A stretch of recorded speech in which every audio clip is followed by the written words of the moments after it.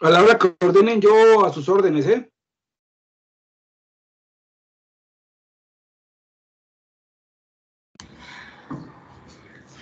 Muy buenas tardes, doctor Luna, ya lo veo por ahí conectado. Buenas tardes a todos, no sé si me escuchan bien a mí. Yo sí los escucho a todos bien, ¿eh? Sí, perfecto, perfecto.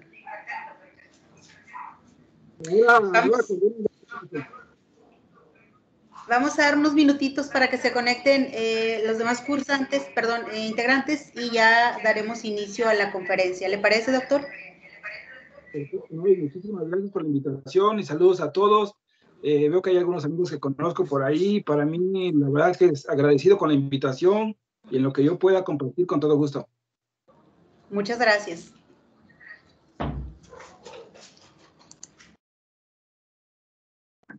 Hola, buenas noches a todos.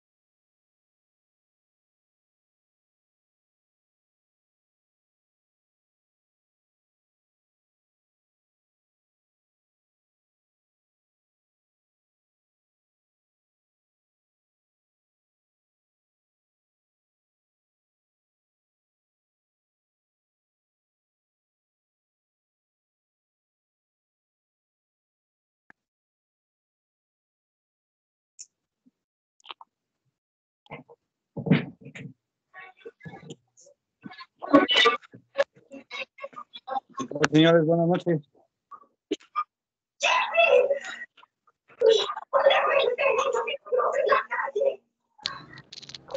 Buenas noches, Lick Salomón. Saludos hasta el Estado de México.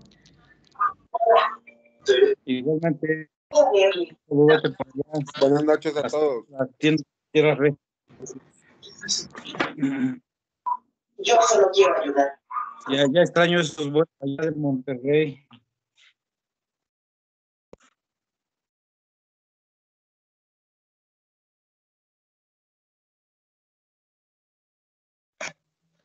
Buenas noches. Vamos a dar inicio en unos 2 minutitos más. Estaba programada a las 7:30. Vamos a dar 2 minutitos más para que se pongan a la lista los invitados de los demás grupos.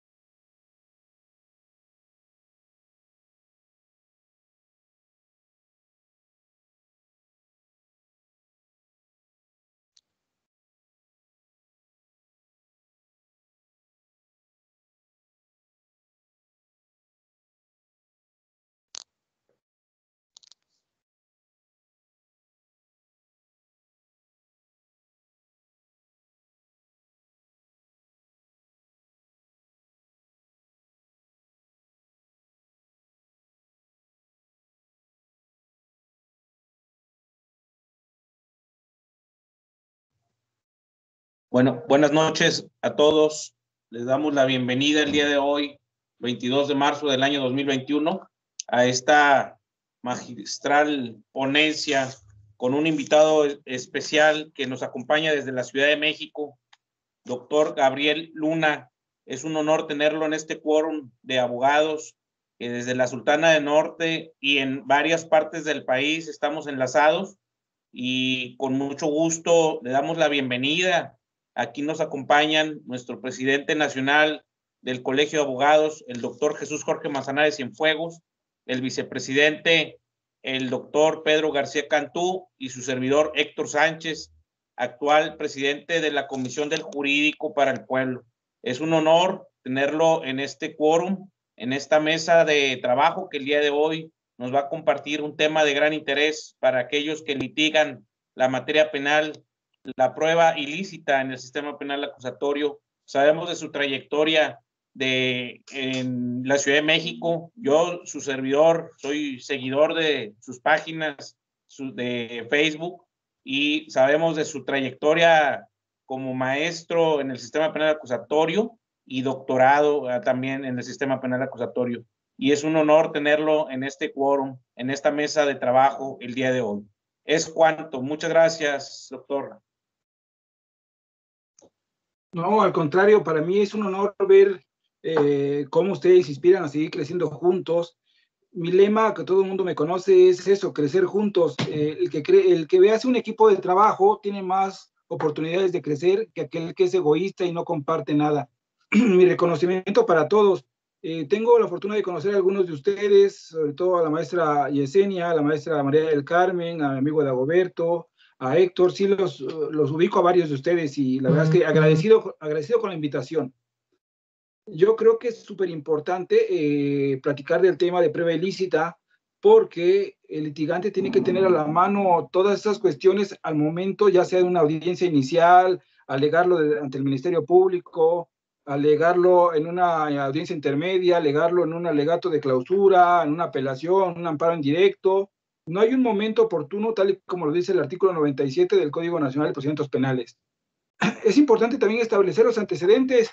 Hay antecedentes, mucha gente identifica o confunde la figura de prueba ilícita con el debido proceso o las formalidades esenciales del procedimiento. Hay incluso una pelea entre mucha gente, muchos juristas, en establecer qué es el debido proceso. Las jurisprudencias nos han establecido que el debido proceso son las formalidades esenciales del procedimiento, que consisten en 5 pasos. El primero es darle la oportunidad a la persona de ser notificado del inicio de un procedimiento. El segundo paso es la oportunidad de alegar. El tercero, la oportunidad de probar. El cuarto, el dictado de una sentencia congruente. Y el quinto y último, que se integró recientemente, es el derecho humano a recurrir a la resolución. Si nosotros, como comúnmente hacemos nuestros agravios o nuestras alegaciones en el sentido de que hay una falla en el debido proceso, nos van a contestar con esos 5 puntos de que no es así. Entonces, por eso es importante identificar qué es el debido proceso, qué son las formalidades esenciales del procedimiento y sus raíces históricas.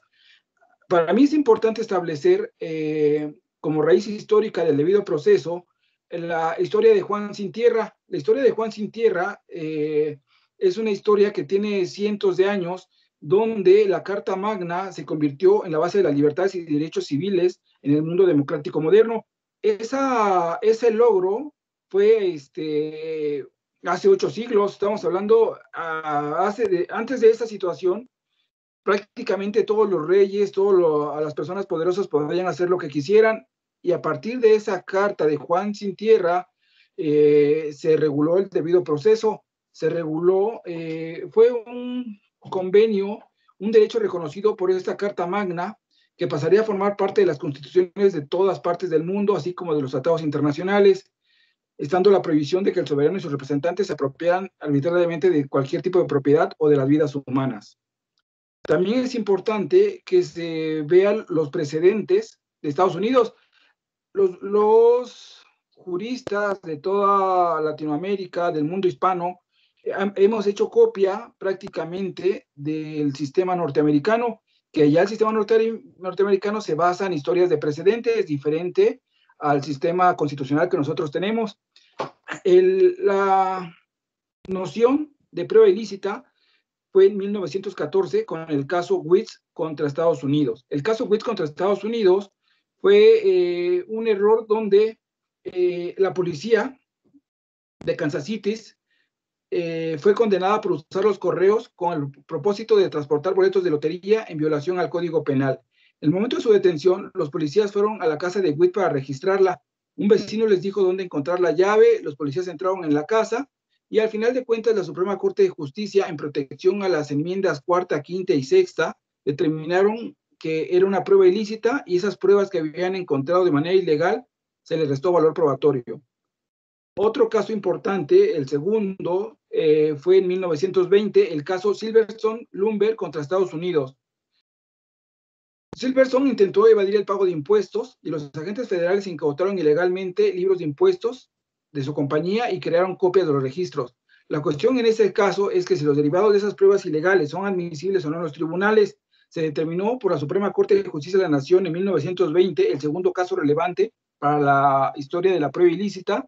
Se determinó que ese caso sería determinado como una prueba ilícita y la Suprema Corte absolvió a esta persona. La prueba ilícita tiene tres situaciones, tiene tres límites de exclusión.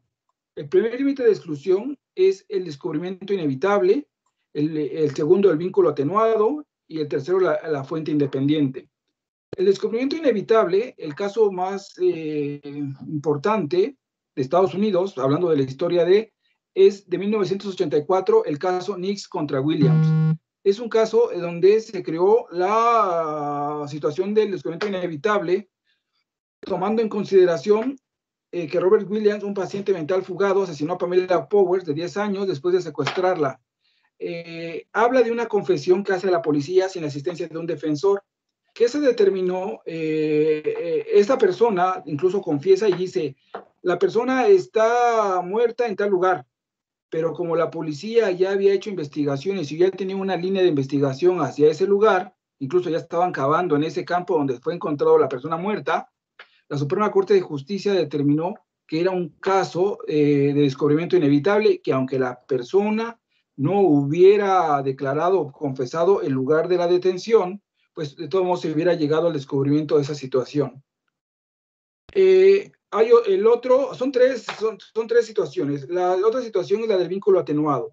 El vínculo atenuado tiene un precedente en Estados Unidos del caso Wonsu contra Estados Unidos. Voy a intentar mandarles al grupo que tienen toda esta información para que no haya necesidad de que estén anotando y se los mando para que ustedes lo tengan ahí por el pendiente, ahí en su escritorio. Y la última situación es la prueba independiente. La prueba independiente se determina como una situación donde, por poner un ejemplo, un reconocimiento en una cámara de Gesell, determina la Corte que si bien es cierto ese reconocimiento fue ilegal porque no se cumplió con la asistencia del defensor, un reconocimiento de fotografías donde no se cumplió con las formalidades que marca la ley, el hecho de que haya pruebas independientes no significa que vaya a afectarles a las demás personas. Es importante también poder distinguir una diferencia entre prueba ilegal y prueba ilícita. La prueba ilegal es aquella que son cuestiones de meras formalidades, una actuación donde el Ministerio Público no haya firmado, alguna actuación de cadena de custodia, son situaciones que, como lo marca el código, se pueden incluso convalidar. Una prueba ilícita, al derivarse de cuestiones constitucionales, derechos humanos, derechos fundamentales, no se puede convalidar y se puede hacer valer en cualquier momento. Es importante establecer también en qué casos se pueden dar estas situaciones. Yo en la experiencia, uno de los casos donde se ha dado es en la violación al derecho humano a la libertad, el derecho fundamental del detenido a ser puesto a disposición inmediata ante el Ministerio Público. Es un derecho que, como ustedes saben, está consagrado en el artículo 16 de la Constitución en la que establece que cualquier persona puede detener al indiciado en el momento en que esté cometiendo un delito, o inmediatamente después de haberlo cometido, pero con la obligación de ponerlo sin demora a disposición de la autoridad más cercana, y esta con la misma prontitud a la del Ministerio Público. Hay que recordar que este asunto se volvió famoso en el asunto de Floren Cassés. Floren Cassés fue liberada por dos situaciones en especiales. El primero, esta violación a su derecho humano de ser puesta de manera inmediata a disposición del juez. La otra situación que también vamos a ver más adelante es la situación de la asistencia consular. Hay otros factores, pero los principales fueron esos dos y que decretaron incluso la situación del efecto corruptor de todo el proceso y por eso fue puesta en libertad Floren Cassés. Es importante establecer también otro tipo de situaciones donde se da esta situación es el famoso derecho a la no autoincriminación, el famoso derecho que establece el artículo 20 constitucional, apartado B, fracción segunda, y que incluso se hizo famoso por un mexicano allá en Estados Unidos, la famosa cláusula Miranda. ¿Cómo surge esta famosa cláusula Miranda? En marzo de 1963, Ernesto Arturo Miranda fue arrestado por secuestro y violación a una joven de Estados Unidos llamada Ann Jamerson, delito que confesó durante el interrogatorio judicial. En el juicio, el fiscal ofreció solo su confesión como prueba y Miranda fue condenado a 30 años de prisión. Debido a la apelación presentada por su abogado, la Corte Suprema de Estados Unidos resolvió en 1966 que Miranda había sido intimidado durante su interrogatorio y que no había entendido su derecho a la no autoincriminación ni su derecho a ser asistido por un abogado. Sobre esa base, la Corte revocó su condena. La advertencia Miranda es un aviso de que los agentes de policía deben hacer a toda persona que haya sido detenida a hacerle valer su derecho de no autoincriminación, le tiene que hacer su derecho a guardar silencio, a que cualquier persona que diga, que cualquier situación que diga pueda ser usado en su contra, que tiene el derecho a hablar con un abogado, su asistencia, y que si no puede tener un abogado, el Estado le proporcionará uno de oficio. Esa famosa regla que vemos en todas las películas de Estados Unidos, para bien o para mal, fue derivada de un asunto de un mexicano, y la Corte Suprema de ahí derivó esa famosa regla, y en nuestro sistema jurídico, y en el artículo 20 de la Constitución, hasta hace unos años, era la reina prueba en el sistema penal era la confesión. La confesión se logra, los policías decían, a mí me dijo esto.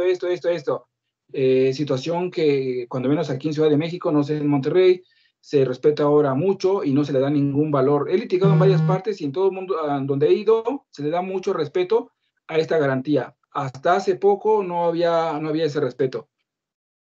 Un tercer punto que considero importante que tengamos en cuenta al momento de analizar un asunto es para mí la violación al derecho humano a la inviolabilidad de las comunicaciones privadas.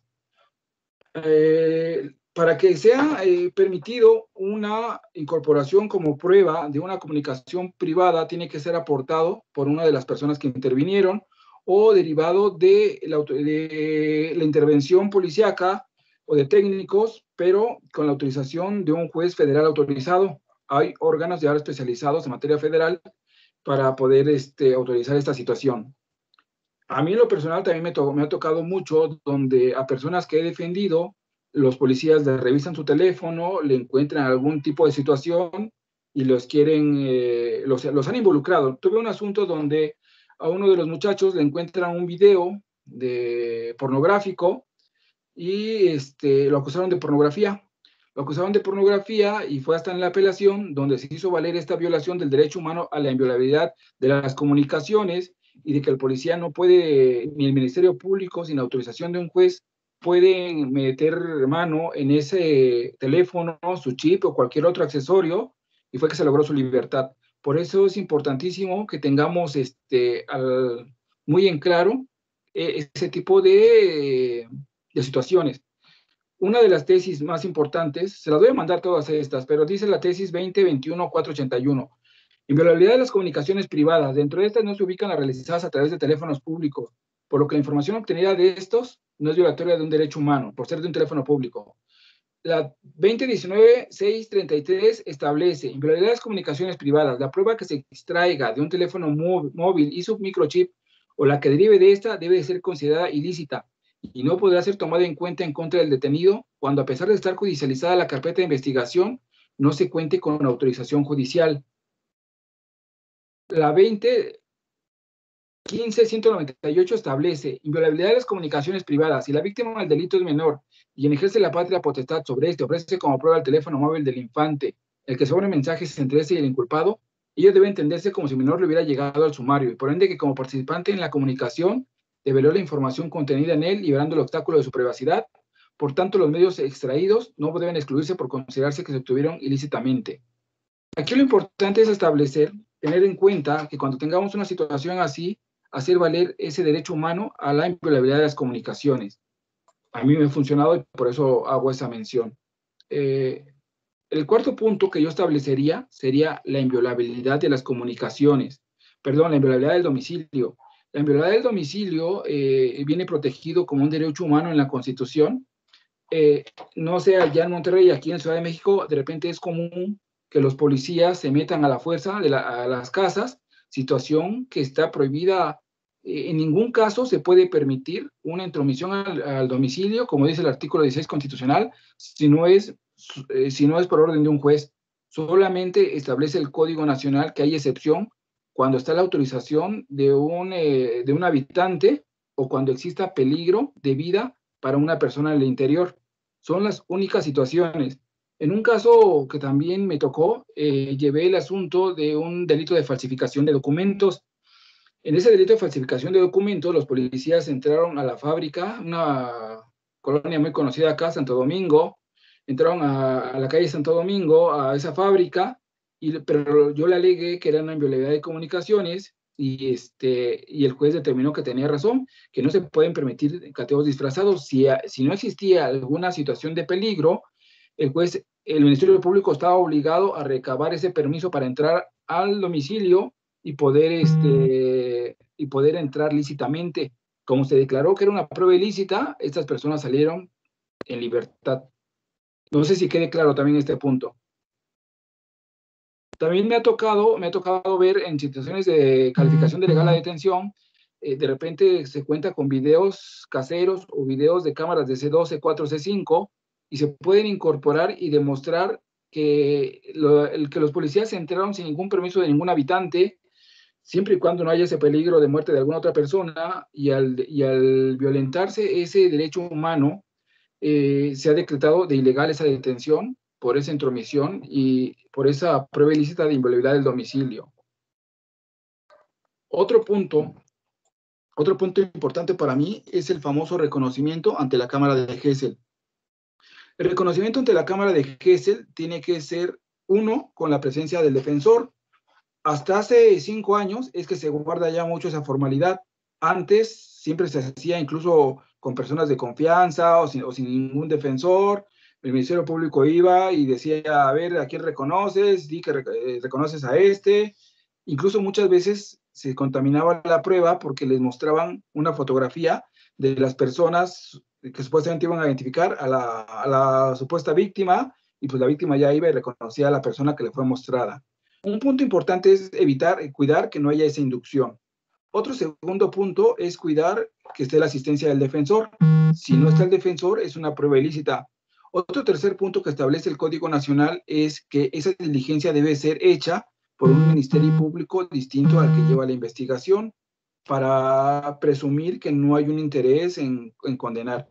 En la práctica me ha tocado, y de repente también el Ministerio Público quiere que digan ciertas palabras, ciertas cosas, y también yo a veces se lo impido, porque de repente se puede ya leccionar a la persona y hacer un reconocimiento inducido.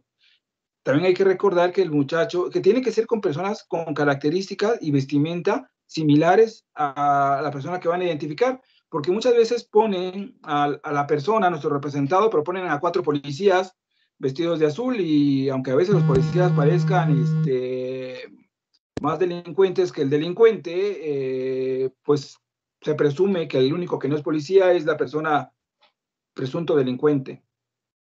Hay que tener cuidado con ese tipo de situaciones. Hay una tesis jurisprudencial en relación a ese tema, es la 2008-588, que establece reconocimiento del inculpado a través de la Cámara de Gesell. En dicha diligencia es necesaria la asistencia del defensor a efecto de garantizar el derecho a una adecuada defensa. Y la 2008-371, reconocimiento o identificación del imputado de manera presencial en el procedimiento penal. La ausencia del defensor genera como consecuencia la invalidez de las diligencias respectivas. El siguiente punto que yo considero que es importante es el reconocimiento por fotografía, que extrañamente la Corte ha establecido que no es necesario la presencia del defensor, pero si el Ministerio Público tiene un interés en especial, simple y sencillamente se lo señala y va a quedar ahí definido. Yo lo que creo es que la Corte tendría que pronunciarse en el sentido de que sí es importante la presencia del defensor para evitar un aleccionamiento. En esta hipótesis en especial es importante que nosotros observemos que ese reconocimiento haya sido a través de diversas fotografías, porque si solamente le ponen una fotografía, pues se induce que es la persona que quieren que reconozca. Hay que tener cuidado que ese reconocimiento se ponga en una misma hoja con 5 fotografías con personas similares. Si no hay personas, si no, volveríamos a la misma inducción. Esto lo reconoció la Corte en la jurisprudencia 2010-424, que establece identificación de personas posiblemente involucradas en hechos delictivos, requisitos para que la exhibición de sus fotografías se estime constitucional, inclusive en los casos de testigos protegidos. El hecho de mostrar a los testigos fotografías de personas que podrían estar involucradas en hechos delictivos será constitucional siempre que, como lo ha establecido este alto tribunal, sin distinción, tratándose de testigos protegidos, la toma de fotografías cumpla con las formalidades dentro de la carpeta hecha por el Ministerio Público y no se induzca de forma alguna a terceras personas a reconocer a alguien, lo cual puede darse si la muestra de una fotografía se hace de forma aislada y no se hace junto a un grupo de otras fotografías. En ese punto también es importante observar que muchas veces las víctimas aportan fotografías del Facebook. Hay que también checar las políticas de privacidad, porque hay veces que aceptamos que se trata de un perfil público o hay algunos que lo tienen de forma privada. Si es la Corte incluso ya lo dijo, si es de un perfil público, pues no es ninguna prueba ilícita, pues porque uno ya desde que se mete a la red, acepta las condiciones, es una fotografía pública al alcance de todos. Me ha tocado ver también situaciones de reconocimiento de voz.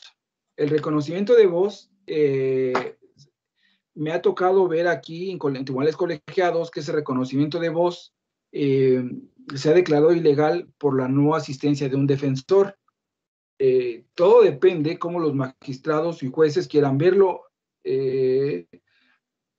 Lo que dije anteriormente, el reconocimiento ante Cámara de Gesell tiene que ser con asistencia de defensor. Para bien o más para mal, la Corte ha dicho que en el reconocimiento a través de fotografía no es necesario la presencia del defensor, pero ¿quién garantiza una adecuada defensa? ¿Quién garantiza que no hay un interés y que no va a haber un aleccionamiento? A mí lo que sí me ha tocado es ver algunos asuntos donde los colegiados, al reconocer que no hubo un defensor, han dado el amparo por la violación de esa situación. Aunque también hay que reconocer que los colegiados determinaron una tesis de rubro 2013-351, registro, y el rubro reconocimiento de voz del imputado por el menor víctima del delito de secuestro, atento al interés superior del niño y a que forma parte de un grupo vulnerable, es legal concederle valor probatorio a dicha diligencia. Otro punto que yo lo tengo reconocido aquí es como la situación del arraigo. El arraigo, de acuerdo a la reforma del 18 de junio del 2008, se prohibió que las legislaturas de los estados ocupen esa figura. Hasta esa época, en Ciudad de México había arraigo, en Estado de México había arraigo, en Morelos había arraigo, pero a partir de esta figura del 18 de junio del 2008, se le prohibió a las legislaturas el poder establecer el arraigo como una figura para poder investigar. Incluso existe la tesis del rubro 2008-404 que establece arraigo local. La medida emitida por el juez es inconstitucional. La reforma de los artículos 16, 17, 18, 19, 20, 21, 22, 73 y 115 de la Constitución emitida el 18 de junio del 2008 fue trascendente para el sistema de procuración y partición de justicia, pues establece un modelo de justicia para pasar del sistema mixto al acusatorio oral.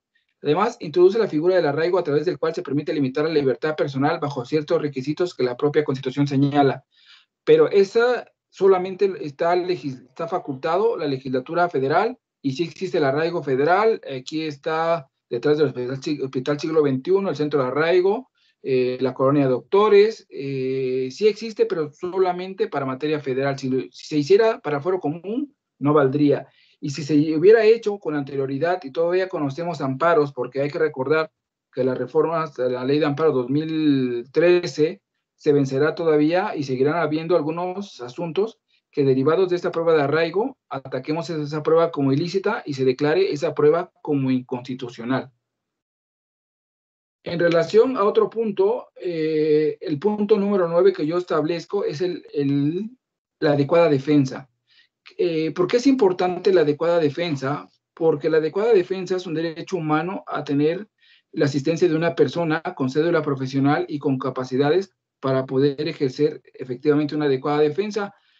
Hasta hace unos años se permitía en Ciudad de México, en todo el país, se permitía la figura de persona de confianza. Personas de confianza que les usaban de parapeto, porque prácticamente nada más lo único que hacían, se sentaban, les decía el Ministerio Público, firma esta actuación, y era lo que hacían. Yo conocí incluso de varios asuntos así, donde a las personas los obligaban a confesar porque les decían que era lo mejor, pero se pudieron tirar bajo esta figura de la garantía de adecuada defensa que tutela el artículo 20 constitucional. Todo acto sin la presencia, todo acto indispensable que señala el Código Nacional sin la presencia del defensor, no tendrá ningún valor y será una prueba ilícita. En ese sentido, existen las tesis con registro 2006-152 que establece defensa adecuada del inculpado en un proceso penal. Se garantiza cuando la proporciona una persona con conocimientos técnicos en derecho suficientes para actuar diligentemente con el fin de proteger las garantías procesales del acusado y evitar que sus derechos se vean lesionados. Existe también la de registro 2009-006 que establece defensa adecuada en materia penal. La ilicitud de la declaración rendida por el imputado sin la asistencia técnica jurídica de un defensor profesional de un derecho no admite convalidación. Incluso existen varias tesis que establecen que si el Ministerio Público logró alguna confesión sin la asistencia del defensor, y aunque se hubieran ratificado en la declaración preparatoria, hablo del sistema anterior, no tendrían ningún valor porque una prueba ilícita no se puede convalidar, aunque aparentemente se haya convalidado.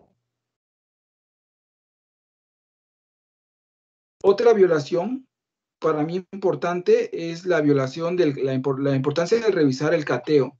Hay que recordar que el cateo también tiene ciertas formalidades, tiene que ser un cateo ordenado por un juez, de acuerdo al artículo 16 de la Constitución, tiene que ser un cateo dirigido a ciertas situaciones en específico, para la búsqueda de personas, para la búsqueda de indicios que hagan presumir la responsabilidad de una persona, tiene que estar firmada por los habitantes de la casa de preferencia, y ante su negativa por otras personas, y es situación similar a la que les comenté. La Corte se ha pronunciado en el sentido de que no se pueden permitir cateos disfrazados. La Corte ha señalado que solamente el juez puede autorizar para el indicio para lograr la localización de personas y el indicio que hagan presumir la participación en un ilícito, pero dirigidos a cierta persona, y no como el caso que les comenté de la calle de Brasil, del asunto de falsificación de documentos, que se metieron los policías a la empresa sin ninguna orden judicial, nada más por presumir que se estaba cometiendo un delito. De esta existe la tesis 164831, que establece cateo ante la ausencia del ocupante del lugar objeto de la orden, corresponde a la autoridad designar a los testigos sin que aquel pueda hacerlo después de iniciada la diligencia, al ser encontrado escondido en el interior del domicilio cateado. La 1718 36, que establece cateo en acatamiento a la garantía de inviolabilidad del domicilio. La orden emitida por la autoridad judicial debe reunir los requisitos previstos en el artículo 16 de la Constitución. De lo contrario, dicha orden y las pruebas que se hayan obtenido como consecuencia directa de la misma carecen de existencia legal y eficacia probatoria. Otro punto que considero yo importante es la asistencia consular, que es, como habíamos platicado, uno de los dos aspectos por el cual le dieron libertad a Flor en Cassés. Pero la asistencia consular tiene dos efectos. La asistencia consular, el primer efecto es el derecho humano del extranjero de contar con la asistencia de su embajada, porque es la que conoce las cuestiones culturales y sus necesidades en específico. A Flor en Cassés le declaran nulo este derecho, le declaran que no se le protegió este derecho porque lo que decía el Ministerio Público Federal era que habían intentado buscar a la embajada, pero que como hablaron a las 3:05 y a las 3 de la tarde había cerrado la embajada, les contestaron que ya estaba cerrado. Lo que se determinó ahí es que todas las embajadas tienen localizadores, tienen teléfonos donde localizarse las 24 horas del día, y que al haberse violentado ese derecho humano a la asistencia consular que habla la Convención de Viena, se declaraba nula se declaraba nulo ese derecho que le protegía, y lo que se ocasionó fue el efecto corruptor. De esas tesis son la 2017-694, que establece notificación, contacto y asistencia consular. Si al momento de la detención de la persona extranjera no se le informa que cuenta con este derecho humano, y a pesar de ello, en una diligencia posterior, esta manifiesta su deseo de renunciar a él, y la autoridad judicial lo acuerda de conformidad, ella actualiza una violación a dicha prerrogativa que amerita la reposición del procedimiento. Existe otra que es de rubro 2015-594, el registro, y el rubro derecho fundamental a la notificación, contacto y asistencia consular. Su contenido específico y relevancia para garantizar una adecuada defensa de los extranjeros. El siguiente punto que yo considero importante es el del derecho humano de los indígenas a contar con un intérprete y con un facilitador, porque el intérprete y el facilitador son los que van a establecer las condiciones culturales en las que determinado grupo étnico se necesita para su asistencia y obtener una adecuada defensa. Ha habido muchas situaciones en Ciudad de México donde las personas se autoescriben como indígenas, pero como el juez dice, es que entiende un poco el español, por lo tanto no es necesario la asistencia del intérprete ni la asistencia de un facilitador, no le respetan el derecho humano a ese intérprete y se lleva a cabo la diligencia. Si nosotros lo hacemos valer en algún agravio, en alguna situación, incluso reposición, lo van a hacer así. El registro 1659-78 establece indígenas, derechos mínimos que les asisten en el juicio. Para garantizar el acceso pleno de los indígenas a la jurisdicción del Estado, la Constitución Política de los Estados Unidos Mexicanos y el Convenio 169 de la Organización Internacional del Trabajo coinciden que los pueblos, comunidades, individuos indígenas tienen los siguientes derechos en todos los juicios y procedimientos en que sean parte individual o colectivamente. Deberán tomar en cuenta sus costumbres y especificidades culturales, ser asistidos por intérpretes y defensores que tengan conocimiento de su lengua y cultura para comprender y hacerse comprender en los procedimientos legales, cumplir sentencias en los centros de rehabilitación más cercanos en sus comunidades. Cuando se les impongan sanciones penales, deberán tenerse en cuenta sus características económicas, sociales y culturales, darse preferencia a tipos de sanción distintos del encarcelamiento, iniciar procedimientos legales, sea personalmente o por conducto de sus organismos representativos, ejercer los derechos reconocidos a todos los ciudadanos del país y asumir las obligaciones correspondientes de igualdad. Existe otra de rubro 2018-748 que establece personas indígenas, derecho aplicable cuando intervienen en un proceso judicial. De acuerdo con el principio interpretativo pro persona, las normas de derecho consuetudinario indígena pueden resultar aplicables en casos concretos, incluso tramitados en la jurisdicción del Estado central, cuando prevean la protección más amplia para cierto derecho. A final de cuentas, lo que establece es lo mismo que la anterior tesis, que establece que la persona indígena tiene que estar asistida de preferencia con un defensor que tenga conocimiento de la lengua, porque hay intérpretes, lo que se debe, incluso en Ciudad de México hay algunos defensores que son especialistas en lenguas indígenas. Lo importante es que el indígena se sienta confiado que va a tener una defensa adecuada. Otro punto, para mí el punto número 13 es la tortura. La tortura, me han tocado incluso asuntos de libertades donde se establece por parte del juez que al ser una prueba ilícita, toda aquella lograda a base de tortura o al haber usado la tortura como medio para la detención, se ha decretado como ilegal ciertas pruebas o incluso la detención misma, y se les ha dado libertad a las personas. El derecho humano a la tortura existe en la Convención para erradicar todo tipo de tortura. El derecho humano es el no tener ningún maltrato, no tener ninguna situación de tortura, y el juez está obligado a hacerlo notar, y bajo dos aspectos: uno, como delito, y dos, como efecto corruptor para las pruebas.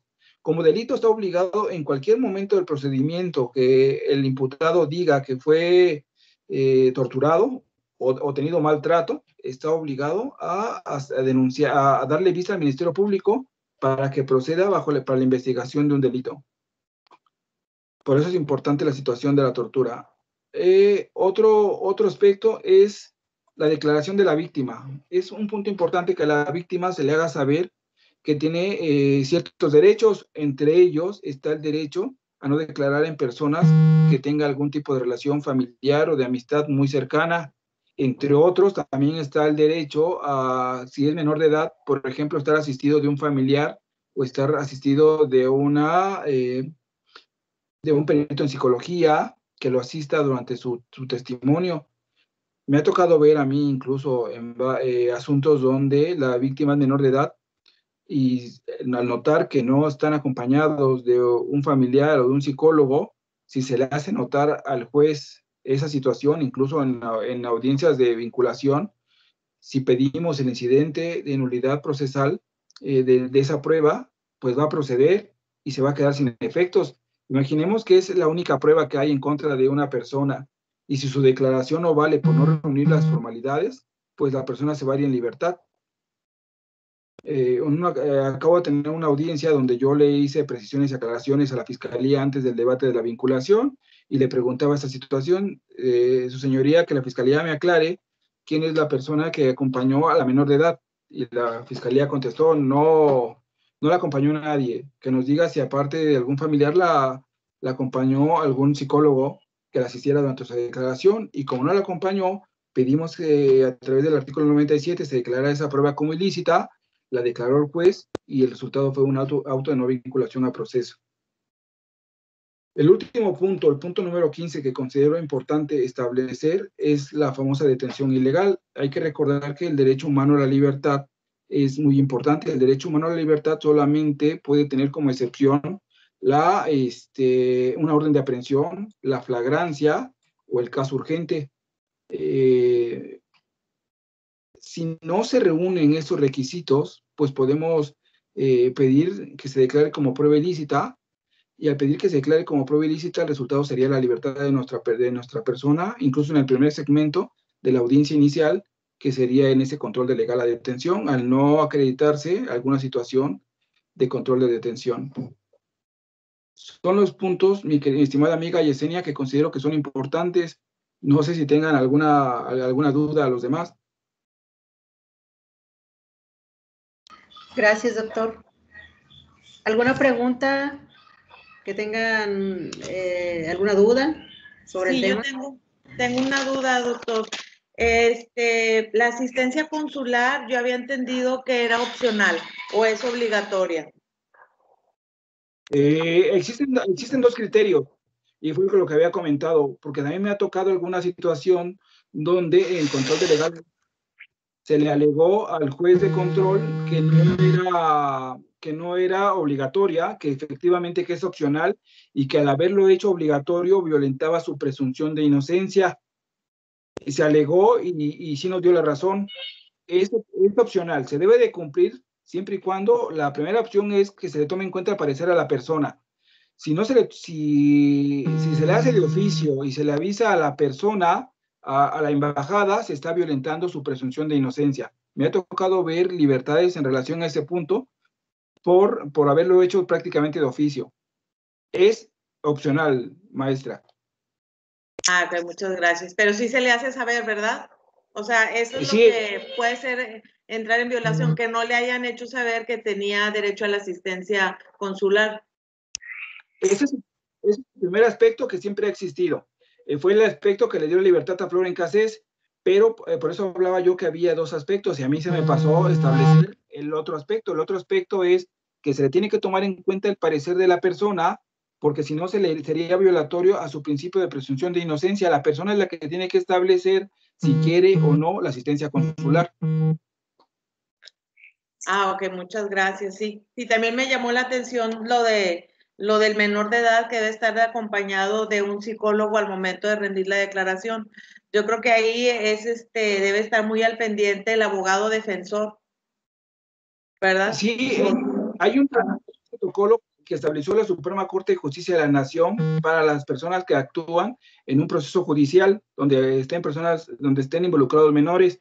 En ese protocolo, lo que establece es que debe estar acompañado por un familiar y o por un psicólogo victimal. Hay jueces que dicen, no, tienen que estar los dos. Hay jueces que dicen, no, tiene que estar, yo lo entiendo como que un familiar y o un psicólogo victimal que lo apoye. En mi opinión, debe estar uno u otro o ambos. Pero hay jueces que dicen, no, tienen que estar los dos. Yo lo que creo es que el protocolo no lo dice así. El protocolo dice o una persona u otra, pero si no está acompañado de ninguna de las dos, es totalmente violatorio de garantías y hace que la prueba sea nula. Y hay que recordar que si la prueba es nula, no se va a poder convalidar, que si fuera ilícita. O sea, se va a desechar. Así es, por eso la importancia del defensor de estar al pendiente y observar esos pequeños detalles. Ah, ok, entonces eso o el familiar o el psicólogo, ¿verdad? Efectivamente, porque muchas veces el familiar es el que, por ejemplo, la violencia familiar, el familiar es el único familiar que tiene, es el que lo está golpeando. Por eso se da la posibilidad de que sea un psicólogo el que lo asista, o de preferencia los dos. Pero lo que dice el protocolo es que uno u otro. Ah, ok, en ese otro supuesto si no lo había pensado así. Muchas gracias, doctor. No, a la orden, maestra. Maestro, a mí lo que me llama la atención que puede ser que se puede caer un caso, o más bien se puede ganar un caso en la detención ilícita de las personas, cuando no se le declaran sus derechos humanos a las gentes, que tiene derecho a un abogado, que tiene derecho a quedarse callado, que tiene derecho a que lo asista un abogado. Ahí sí hay que echar ese punto. Por lectura de derechos nunca he visto eso. Los jueces se le ha planteado, pero nunca han dado la razón. Más que nada lo que se puede caer es por la garantía de no autoincriminación. Cuando la práctica hacía que los policías siempre señalaban, delante de mí y de mi pareja, la persona estableció que sí cometió el delito y pasó esto, esto, esto y esto. Como no está permitido a los policías el tomar ese tipo de declaraciones y máxime que nadie les dijo que tenían el derecho a guardar silencio, en ese caso sí, como lectora de derechos en general, nunca he visto, aunque sí lo he intentado, pero nunca ha pasado. Pero como violación al derecho humano, a la no autoincriminación, ahí sí se ha podido que se declare la prueba ilícita y que no pase a la siguiente etapa procesal. Ok. Claro. Doctor, entonces, por ejemplo, en el caso de los menores que declaren y que sea por lo pronto el único pues dato de prueba que tenga el Ministerio Público y no esté asistido por ninguno de los dos, no se le vincula a proceso a la persona, queda en libertad. Ya no se le va a investigar. Todo depende de cómo lo planteemos, si se declara el sobreseimiento o no. Si no se declara el sobreseimiento, se va a seguir investigando. Si se declara por parte del juez el sobreseimiento, ya no se puede investigar. Ah, ok, sí, tenía esa duda también. Gracias. No, al contrario.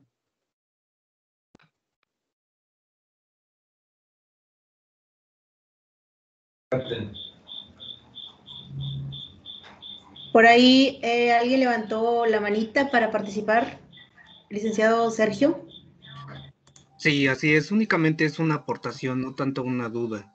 En este caso del psicólogo que asiste en las declaraciones, en tratándose de personas menores de edad, es importante que ese psicólogo tenga, desde luego, capacidades, me refiero a preparación en el tratamiento a menores, porque también eso es relevante.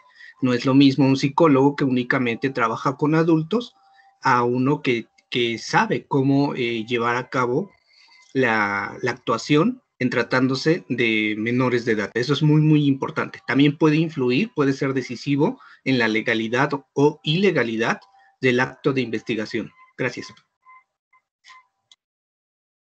Y tiene razón, maestro, sobre todo tratándose de delitos, sobre todo de adolescentes, donde todas las partes técnicas, llámese incluso el juez, llámese el Ministerio Público, llámese la defensa, tenemos que ser especializados porque así lo marca incluso la Constitución. Pero tratándose del protocolo, el protocolo técnicamente no establece esa especialización, aunque sí es lo ideal, y coincido con usted, pero donde sí se establece como especialización es en la ley de adolescentes. La otra es un punto interesante, pero así que lo establezca tajantemente el protocolo, no lo establece. Aunque sí se sugiere que sí sean personas especializadas, pues porque la técnica es muy distinta, ¿no? Gracias, maestro Sergio. De nada, de nada. Bueno, únicamente, perdón, ahí la insistencia. Tengo cercanía en un órgano jurisdiccional que es de naturaleza mixta, es decir, conocemos tanto de asuntos especializados en materia de justicia penal para adolescentes como de asuntos de adultos. Obviamente hay una separación bastante bien definida de los asuntos. Ahora, en tratándose de adultos, ¿por qué es relevante que en el caso de que la víctima sea una persona menor de edad y al momento de su entrevista en sede ministerial o llevada a cabo ante la agencia del Ministerio Público, se prefiera, ojo, reitero, se prefiera que esté asistido por un psicólogo que tenga habilidades o conocimientos, preparación en el manejo de niños, niñas y adolescentes, porque recordemos que las víctimas también tienen derechos. Entonces, si vamos a ser buenos escrutadores de los derechos del imputado, de igual manera hay que cuidar. ¿Por qué? Porque de eso va a depender la efectividad, la trascendencia, la relevancia, el efecto ilustrativo o el efecto demostrativo, el alcance demostrativo que pueda tener el acto de investigación. De lo contrario, si somos asesores jurídicos, si algún día nos toca llegar a la víctima y no cuidamos precisamente este tipo, llamémosle, de formalidades, puede implicar que nuestra prueba o acto de investigación en efecto no sea ilícito, no, pero su efecto demostrativo se va a ver muy limitado y pudiera incidir en acreditar las pretensiones al momento de que se litigue el asunto ante el juez de control. Gracias. Totalmente de acuerdo, maestro. A un punto que me ha hecho falta tocar es el famoso teoría del árbol envenenado. Esa teoría del árbol envenenado es producto de la gravedad de la lesión de la prueba ilícita, que también es algo similar, aunque diferente, al efecto corruptor. El efecto corruptor fue algo que se planteó en el caso de Flor en Cassés, y que establece que cuando el juez advierte la actualización de los supuestos que establecen ese efecto corruptor, de acuerdo a lo establecido en la Suprema Corte por la Suprema Corte de Justicia de la Nación, no podrá pronunciarse sobre la responsabilidad penal del acusado, ya que el actuar de la autoridad ha provocado condiciones sugestivas en la evidencia incriminatoria que conllevan a la falta de fiabilidad de todo el material probatorio. Es la gran diferencia entre el efecto corruptor y la teoría del árbol envenenado. La teoría del árbol envenenado va a proceder dependiendo de que el juez vea la gravedad o no de esa prueba ilícita. Y el efecto corruptor va a depender de lo que el juez considere que esas pruebas que están en las actuaciones, como en el caso de Flor en Cassés, la no inmediata puesta a disposición, también la famosa situación de haber sido expuesto en medios, así como la falta de asistencia consular, logren ese efecto corruptor y eliminen todas las pruebas que hayan.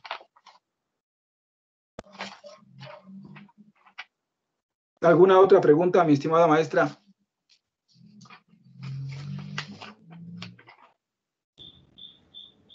Cierra. ¿Alguien más que tenga alguna duda?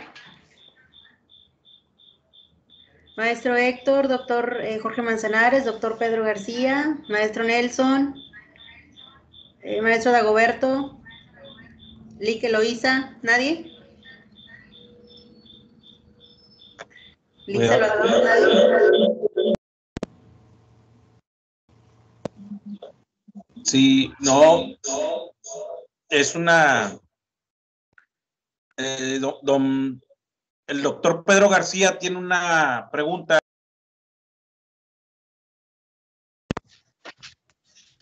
Buenas noches, doctor. Buenas noches, a sus órdenes. Bueno, quisiera nada más saber su opinión, dado a su experiencia, en un asunto que litigamos en mi despacho. Se le preguntó específicamente a los peritos de psicología si conocían el protocolo en donde están involucrados menores y adolescentes. A pregunta expresa contestaron que no. Se les cuestionó también sobre la cuestión de que había que cumplir con ciertas reglas, que si se había videograbado esas entrevistas para emitir esos dictámenes. No fueron grabadas. Tampoco estuvieron asistidas, acompañadas por algún familiar. Tampoco se cumplió con ello.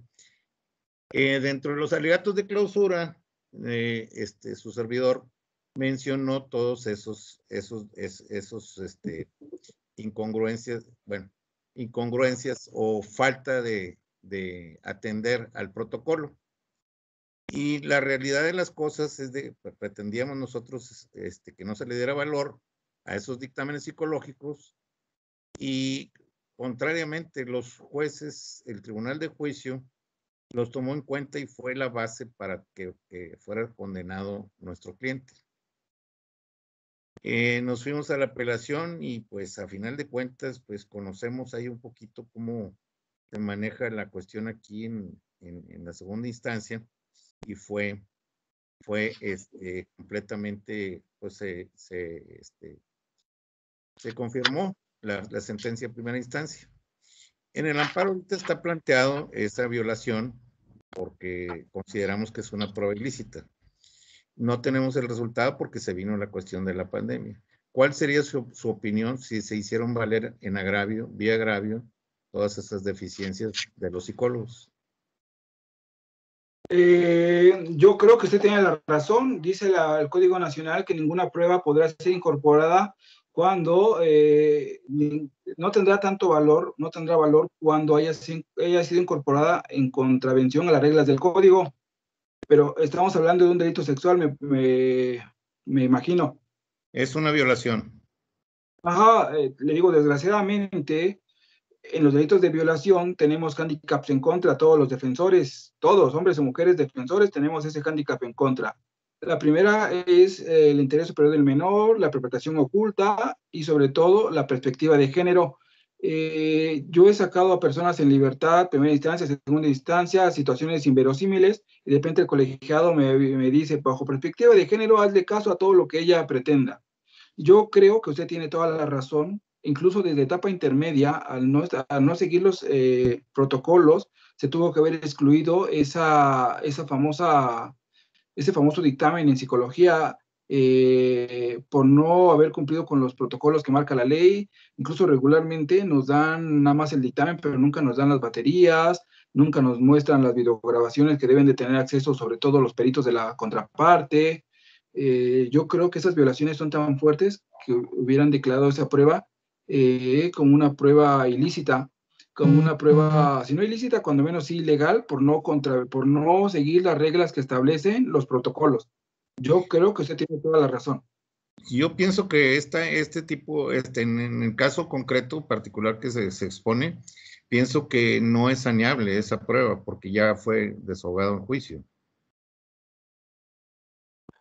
Sí, efectivamente, porque incluso recuerde que el propio Código Nacional establece que cuando hay alguna prueba, por su relevancia, por la falta de material, no pueda ser desahogada posteriormente, la convertiría ante la falta de asistencia de la otra parte como una prueba nula.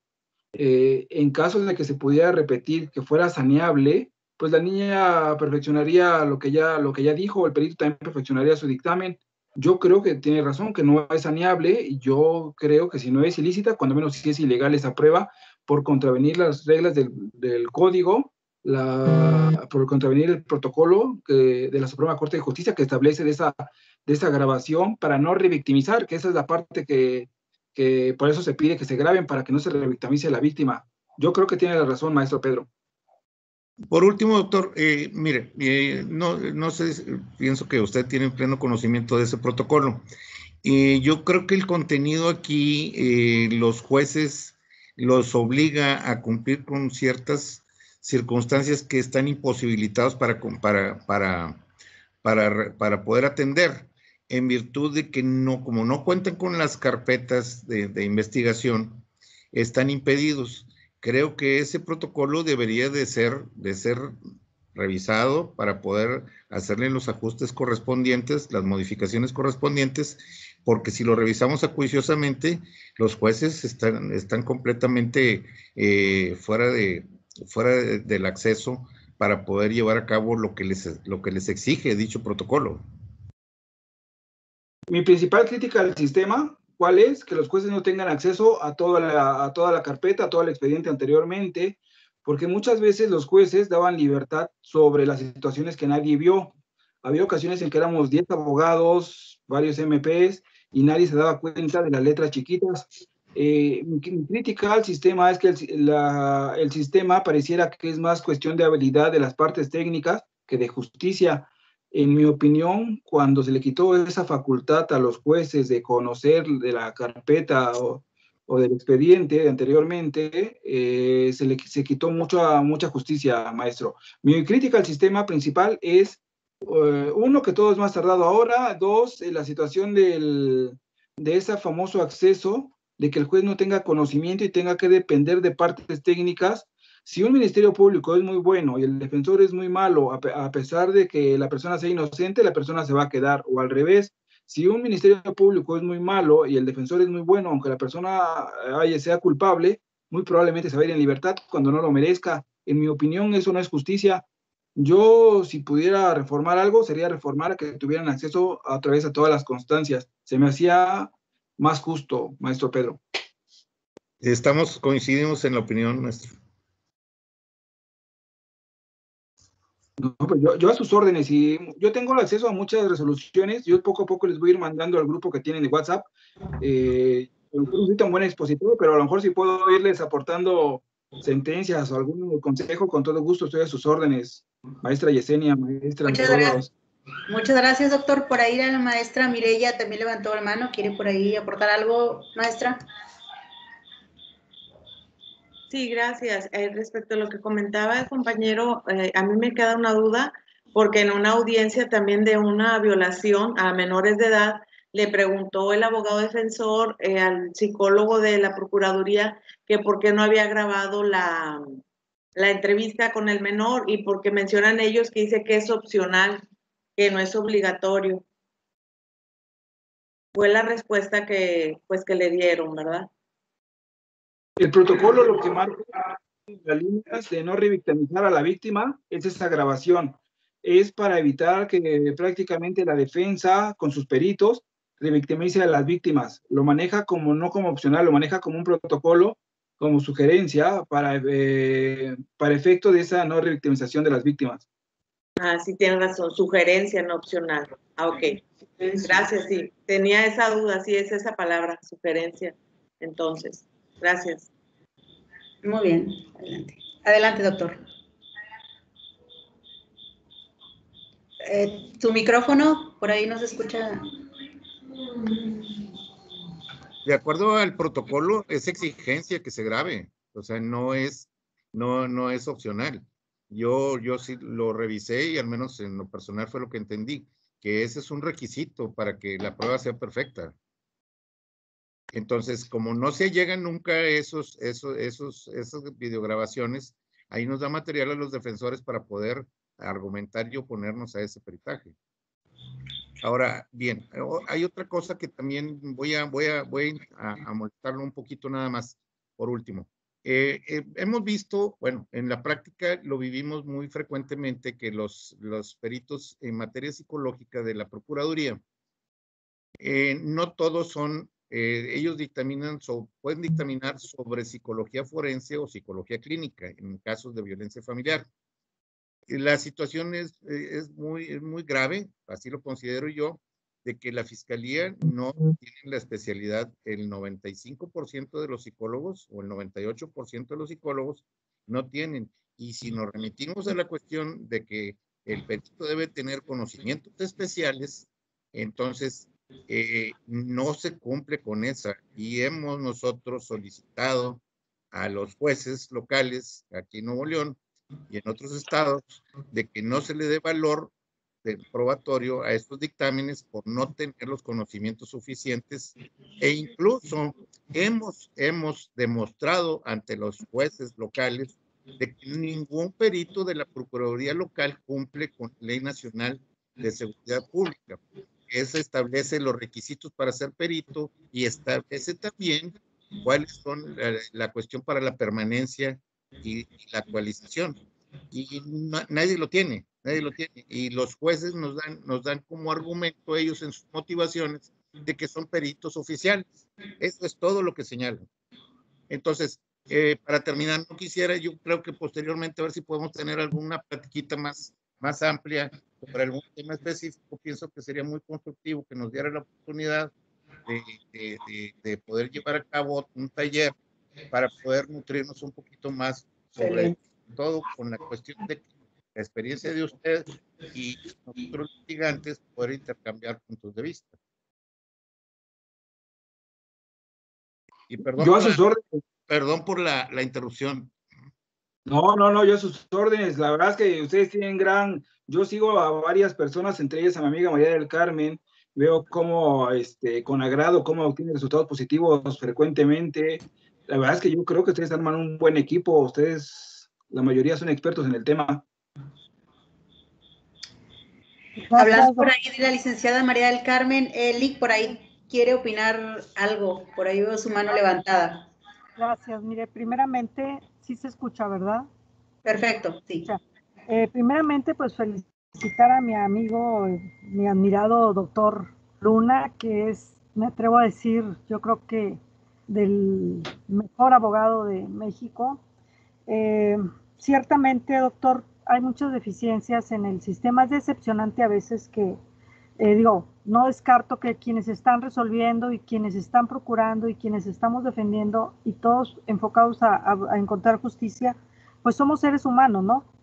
Pero yo no es que tenga una especie de animadversión hacia el tema de la procuración de justicia en cuanto al trabajo que hace el fiscal normalmente.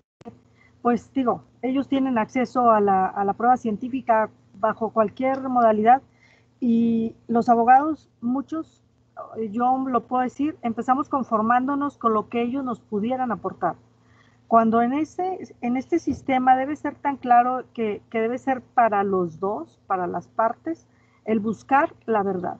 ¿Y cuántas veces hemos encontrado, sobre todo en el contexto de los delitos sexuales, vendetas familiares, delitos inventados, delitos simulados? Y precisamente cuando a un fiscal se le exige el tema de la videograbación, resulta que no lo hizo, pero al juez le va a bastar que no lo haya hecho, ¿sí? Estamos en un sistema donde ya los jueces o la gran mayoría de los jueces, al menos en este estado, están institucionalizados a que si hay una entrevista clínica semiestructurada y el perito hizo 2000 peritajes, ya es válido, cuando la ley es muy clara y establece que hay protocolos específicos, por ejemplo, para la atención de menores abusados, protocolos especiales para mujeres violentadas o personas violentadas y no se le da ese valor. Entonces, a veces sí es un tanto decepcionante que tengamos que, como lo comentaba el doctor Pedro, tener que esperarnos en el recurso de apelación a ver si por allá nos escuchas y si no, pues esperar a que nos escuche por ahí la justicia federal. Yo admiro mucho su trabajo, doctor, tan desprendido, tan compartido, digo, mi admiración siempre, y sobre todo que es pues precisamente para tratar de hacer buenos grupos y tratar de permear este conocimiento hacia nuestros colegas que muchas veces o no tienes el tiempo o no tienes las redes suficientes para precisamente trabajar perfecto y motivar a estos jueces a que construyan mejor justicia. ¿Por qué? Porque tan importante es que un inocente esté en la calle, pero también es importante que un culpable esté en la cárcel, y que precisamente por la pifia a veces de la investigación policíaca, del el fiscal que se hizo el despistado y no vio que está construyendo su caso sobre prueba ilícita, sobre prueba nula, al final del día, pues el defensor hace su trabajo y muchas veces sacamos culpables, ¿sí? Y yo creo que ahí está esa línea tan débil, donde sí tenemos que estar bien conscientes de nuestra propia ética personal y decir, bueno, ¿qué quiero? ¿Construir justicia o sacar un resultado? Yo creo que lo más importante para los abogados que nos dedicamos al litigio y que cada día vemos ese espectro de una mala investigación y que te va a llevar a liberar gente que no debe estar en la calle, ¿verdad? Digo que pues al final del día los errores se deben de pagar, pero que también hay muchas víctimas que no logran acceder a esta justicia. Entonces, pues mis felicitaciones al colegio, mis felicitaciones otra vez a mi admirado doctor por su factor humano, su sentir humano de servicio, de compartir todo lo que sabe. Un sabio que yo admiro bastante, ¿verdad? Es lo que quería compartir, compañeros. Gracias, mi querida amiga, sabes que la admiro más yo a usted. Pero eso que hablan de que los jueces de allá de Monterrey, que una vez tuvimos una experiencia muy fea por allá, hubo una reunión de penalistas que no pudiste acudir, donde una juez de allá presumía tener en prisión preventiva justificada a una mujer nada más por el hecho de haber robado un desodorante, cosa que aquí se nos hizo inverosímil. Pero hablando de cuestiones generales, los jueces, incluso los magistrados y hasta los ministros se han vuelto cobardes, lo digo con el respeto que me merecen todos. En el 2010 hubo un caso muy relevante en materia de delitos sexuales, que es el caso Oaxaca.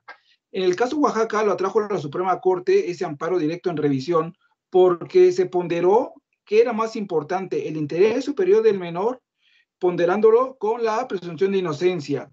En ese momento hubo un fuerte debate en la Corte y se determinó que ninguna ley, ningún tratado internacional permitía que México hiciera una doble valoración.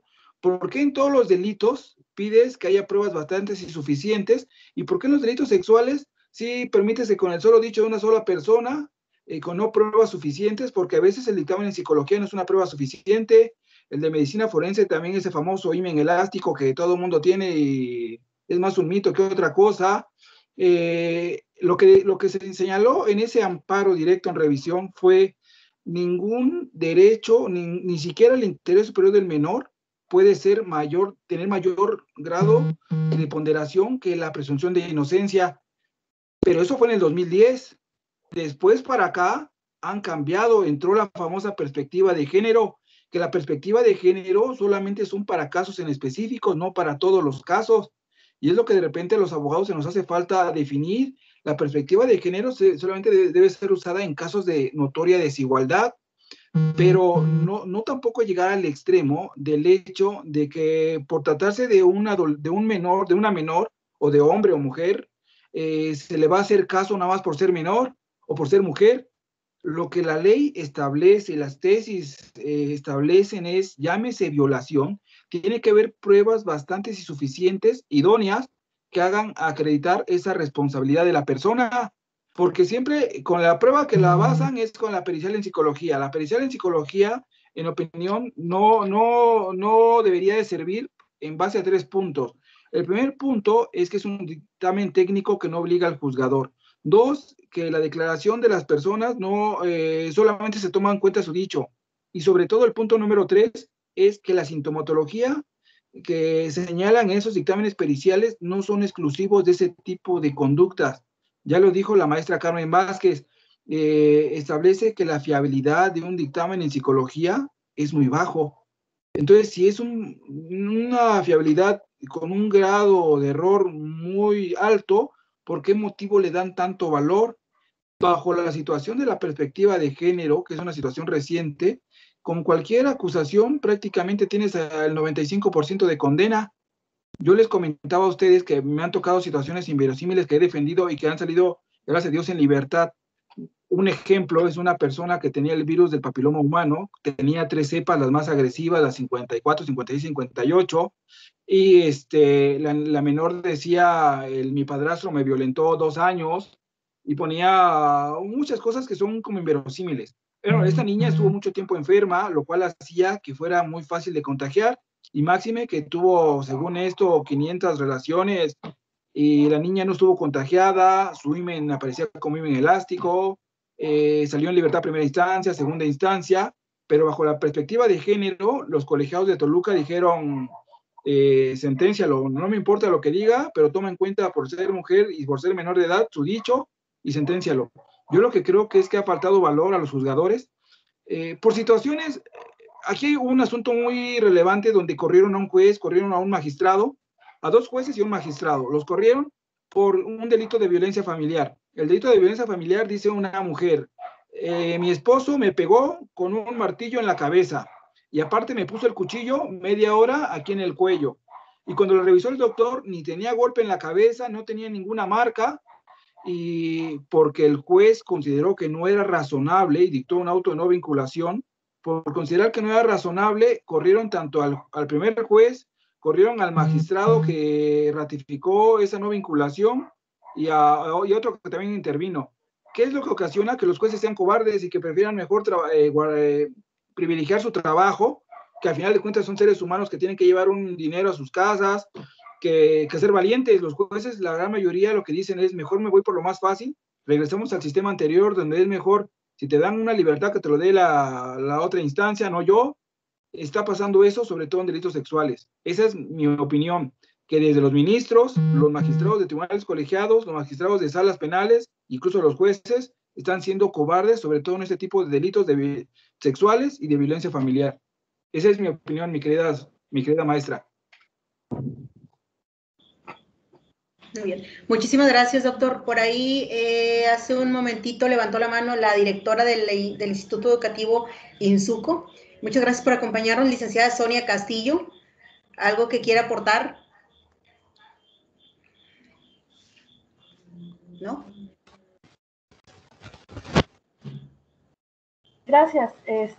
Bueno, antes que nada, muy buenas noches a todos. Pues primeramente pues felicitar al doctor, que es un tema pues muy interesante, la verdad, para las personas que no estamos tan pegadas al área del litigio, y creo que es un tema que tiene mucho contenido, de mucha profundidad. Nos sirve bastante porque lo está explicando de una manera súper práctica, súper entendible, digo, hasta yo lo estoy entendiendo. Pues solamente tengo una duda en cuanto a la prueba anticipada, que regularmente nunca es muy bien vista a la hora de la audiencia. Entonces, en este caso de la prueba ilícita, ¿cuál sería la diferencia entre una prueba ilícita y una prueba anticipada dentro de la audiencia que la califican como ilícita dentro de la misma? Pues bueno, espero sus observaciones por parte de todos ustedes para aprender. Gracias. Ajá, la prueba anticipada es aquella que en situaciones excepcionales, siempre y cuando se demuestre el peligro de muerte, o que la persona por cuestiones laborales o tenga que viajar al extranjero, cuando se acredite esa necesidad, se debe de hacer la prueba anticipada. Si desaparece esa situación del peligro de muerte o del viaje al extranjero por situaciones fuertes, deja de tener sus efectos esa prueba anticipada. Lo que está también en debate es, por ejemplo, en estos tiempos de que mucha gente ha muerto por COVID, si se puede incorporar o no, porque la propia ley así lo señala. La ley señala excepciones a ser incorporados registros cuando la persona o fallece o por causas imputables al imputado no va al juicio. Pero también se han pronunciado los magistrados de que se debe de privilegiar el principio de contradicción. Bajo ese principio de contradicción, donde no se le permitió al imputado, bajo su defensa material o su defensa técnica, que es la que nosotros ejercemos, cuestionarlo, es el motivo por el cual no se le debe dar valor. La prueba anticipada solamente se da en dos supuestos: cuando por cuestiones de peligro de muerte o cuando por cuestiones de viaje al extranjero, por motivos laborales, no va a poder acudir a juicio. Las partes técnicas podemos solicitar esa prueba anticipada. No sé si esa es la pregunta, maestra Sonia. Sí, doctor, muchísimas gracias. Gracias, No, muy bien explicado. Muy bien, por ahí el maestro Sergio Martínez, es director del Instituto Educativo Centro Universitario de América. ¿Alguna aportación, maestro? ¿Qué tal? Buenas noches. Me da mucho gusto estar con ustedes, doctor Luna, felicitando. Pues es un placer para nosotros, Centro Universitario de América, estar participando y conviviendo con todos ustedes. La verdad, nos estamos enriqueciendo bastante y más que nada, como director, agradecer la invitación que la licenciada Yesenia nos hizo a la institución. Veo a algunos alumnos de nosotros, veo que se están fortaleciendo, incluso algunos alumnos que son de primeros tetramestres, que pues están muy entusiasmados, incluso alguno de ellos participó hace ratito, Gonzalo Silva. Y bueno, para nosotros es muy grato todas las aportaciones, estarse con gente de primer nivel, la verdad, pues es muy grato y un reconocimiento a la excelente labor que tenía, pues al llevar a cabo, son muy enriquecidos y reciben un reconocimiento de parte nuestra, del Centro Universitario de América, y gracias por todo ese apoyo y confianza que le brinden a nuestros alumnos. Felicidades.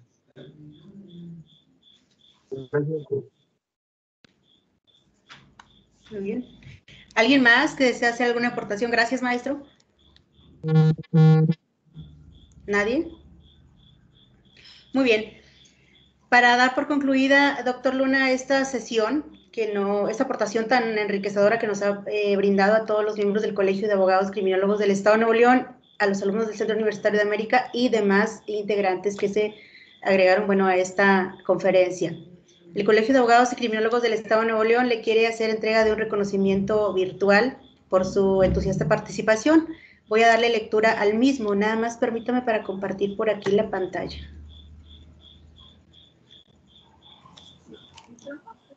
¿Por ahí se visualiza? No. ¿Lo compartes tú o lo comparto yo? Pues se supone que lo estoy compartiendo. Vamos a esperar a que se cargue, tal vez. Si lo pueden ver por ahí, me dicen, por favor. Ahí está, ¿verdad? Ya se está viendo. Perfecto, daré lectura al mismo. Colegio de Abogados y Criminólogos del Estado de Nuevo León otorga el presente reconocimiento al doctor Gabriel Luna Núñez por su participación como ponente en la conferencia Prueba Ilícita en el Sistema Penal Acusatorio, impartida el día 22 de marzo del 2021.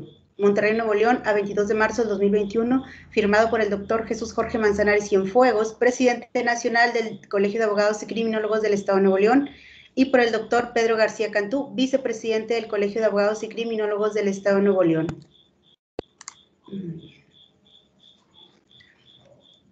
Bueno, sin nada más que agregar de mi parte, doctor, le cedo el uso de la voz al maestro Héctor Sánchez. Por ahí tiene una aportación que hacer al respecto.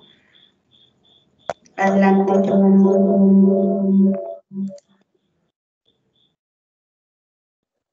Sí, buenas noches. Ramón, por favor, si puedes compartir la pantalla. Doctor, no tenemos palabras para agradecerle la luz que nos acaba de compartir esta noche, y no nos queda más que agradecerle y en representación de este honorable Colegio de Abogados y Criminólogos, le hacemos entrega de un nombramiento como miembro honorario del Colegio de Abogados y Criminólogos, para el cual voy a dar lectura. Donde hay humildad, hay sabiduría.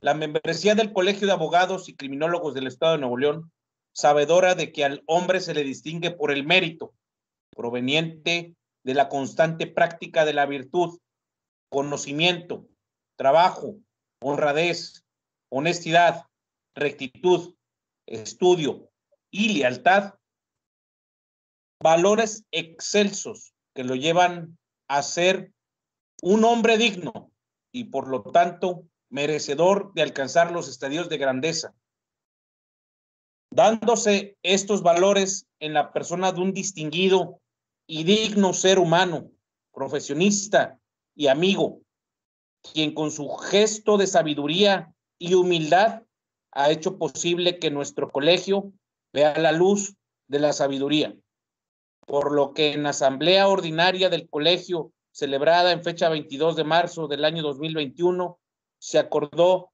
por unanimidad designarle para hoy y para siempre como miembro honorario al licenciado Gabriel Luna Núñez, dado y firmado en Monterrey, Nuevo León, el 22 de marzo del 2021 por nuestro presidente nacional, el doctor Jesús Jorge Manzanares Cienfuegos, y el vicepresidente del colegio, el doctor Pedro García Cantú. Doctor, no tenemos más que agradecerle este regalo que nos acaba de realizar a este colegio. Muchas gracias. Al contrario, muchísimas gracias. La verdad que para mí es un honor estar con mis amigos, estar con mis amigas, agradecido. Yo soy el que tengo que aprender de ustedes y para mí ha sido un día memorable que me dieran la oportunidad de estar con ustedes y a sus órdenes en cualquier situación que pueda yo ayudarles en Ciudad de México, a sus órdenes. Muchas gracias a todos. Le damos un agradecimiento infinito a todos los compañeros del colegio que nos acompañaron, a la maestra María del Carmen, maestro Nelson, doctor Pedro Cantú, Normita Salas, Mireya Pérez, el maestro Sergio Martínez, licenciada Yesenia Arévalo, Jaime Briceño, Ramón Espinosa, licenciada Sonia Castillo y todos los demás que asistieron el día de hoy. Ha sido una velada inolvidable y llena de luz para todos. Muchas gracias a todos. Doctor, un abrazo hasta la Ciudad de México. Que pasen excelente noche. Muchas gracias. La constancia se les hará llegar de manera virtual, yo creo que mañana. Si no es en el transcurso de hoy, sería mañana, a más tardar. Muchísimas gracias, doctor. Un abrazo a distancia. Gracias por todo, por todas. Gracias a todos. También a usted le enviaré por ahí el reconocimiento a su WhatsApp. Un placer haberlo escuchado. Hasta luego. Bye. Muchas gracias a todos. Buenas noches. Gracias a todos, buenas noches. Excelente. Saludos. Hasta luego.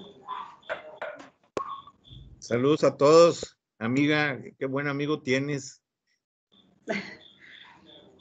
Normalmente haces el favor de compartirnos lo que publica el doctor y es un contenido muy amplio el paquete jurídico que tiene, con el que cuenta este distinguido litigante, y te agradezco que lo compartas en tus redes. Gracias, es un excelente amigo y es una persona muy sabia y muy desprendida y compartida, entonces pues eso lo hace doblemente valioso. Muchos saludos a todos. Bendiciones para todos, compañeros. Gracias, hasta luego, Lee. Hasta luego. Una felicitación a los dos pilares de este colegio que hacen posible todo esto, a la licenciada Yesenia, a mi maestro Héctor y a todos los que hacen posible este tipo de eventos que no hacen más que incentivar el conocimiento de todos los que participamos y ojalá que sigamos por ese camino con esa calidad de ponentes que la realidad de las cosas nos aportan muchísimo.